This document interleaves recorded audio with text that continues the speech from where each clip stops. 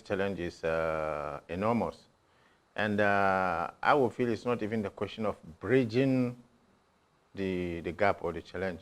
It's a question of replacing what we are not having again. We have neglected this sector of renewable energy totally. And I think it's time now that we have the challenge, you've seen the importance of power, and that this is an enormous potential that we can harness that we are not doing. And now the awareness is there that we can do it. If you look at the source, the basic, the classical source of renewable energies, what are they? We have wind, we have solar, and we have hydro. All these things, we have them in abundance in this country. Just take River Niger and Benue alone, we are not exploiting them as it should be. And then look at our coastline. We have almost 1,000 kilometers of coastline. We are not using it. Denmark is I think, generating more than almost 50% of its electricity need from wind farms along its coastline. And we have more, I think, long coastline than Denmark. Then you come to solar.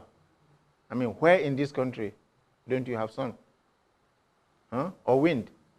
Let's say there's some places that wind blows and wind doesn't blow. But sun, you have sun everywhere. Even in Calabar, on Cross River, where we say it rains almost the whole year, you still have sun. Solar will work there very well.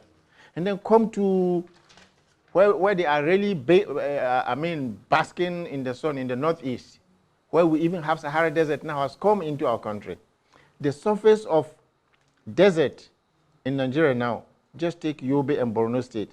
That surface alone can provide the whole of this country if we exploit it with solar energy alone.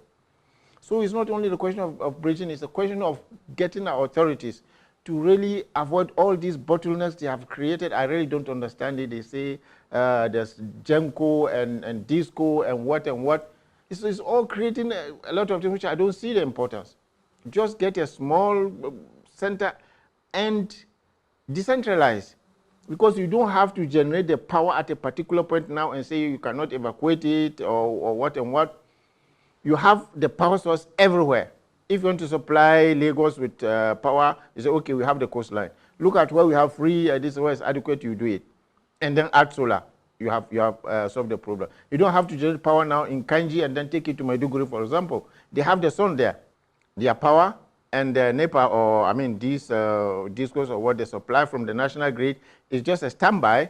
We can do the same thing. The renewables will be the main source of power for Nigeria, and then the grid and they can be standby, if at all, because the time will come, I think, if we exploit the potentiality of these renewables so much, we can be 100% renewable, and we don't even need all those things which are giving us headache.